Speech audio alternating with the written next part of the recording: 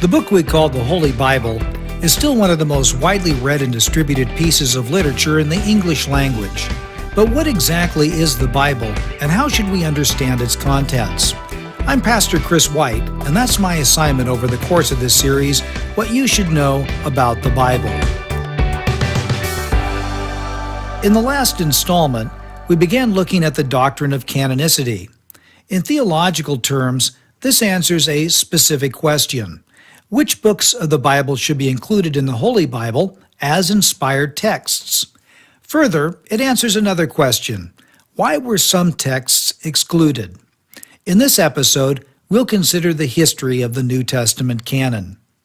The actual books of the New Testament were written between 45 and 85 AD.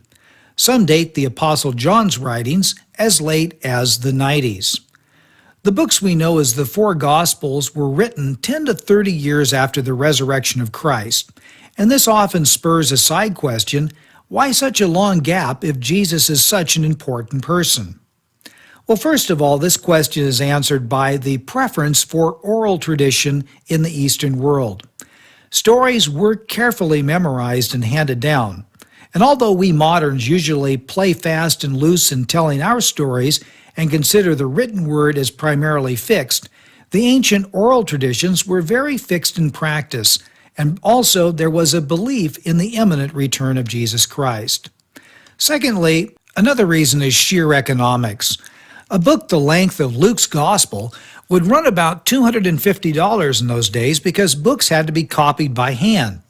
Once Christianity took root in places like Rome, it became cheaper to produce a book because they had their own version of Kinko's there where you could bring things in to be copied by cheap slave labor.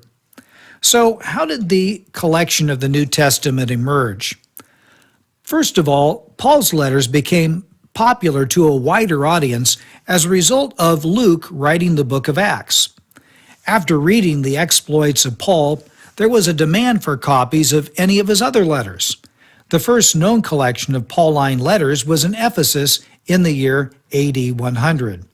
Around this time, there was a flurry of letter collecting, copying, and sharing, which resulted in the collection we know today as the New Testament. That this collection existed and that churches had copies of it were very well attested. First of all, we read by Irenaeus, who wrote in the 150s AD in his famous book Against Heresies, that he refers to our four Gospels, Matthew, Mark, Luke, and John, as the only ones that are authentic, and then quotes every book in the New Testament except Philemon. Also, Hippolytus, one of the church fathers in Rome in 170s, in his writings, refers to the scriptures as the prophets, the Lord, and the apostles, following along the lines of the New Testament. And finally, there's an evidence of a document called the Muratorian Canon that was written in the 170s and was discovered by archaeologists in the 1740s. This document spells out what is and is not in the New Testament. Another question that is often asked is how did the New Testament find itself connected to the Old Testament as the Holy Bible? As this played out over time, Christians originally only had the Old Testament as their scriptures and only later connected them with the New Testament. This act was a theological statement. We do not read the Old Testament as the Jews do, which is why we are divided while sharing a common spiritual book. They see the Old Testament as its own religion centered on keeping holy law and covenant with God. Christians read the Old Testament scriptures as they're taught by Jesus. In John 5:39, it is these that testify about me. This is why Tertullian, a bishop in North Africa in the early 200s, first called the Christian writings the New Testament of our Lord.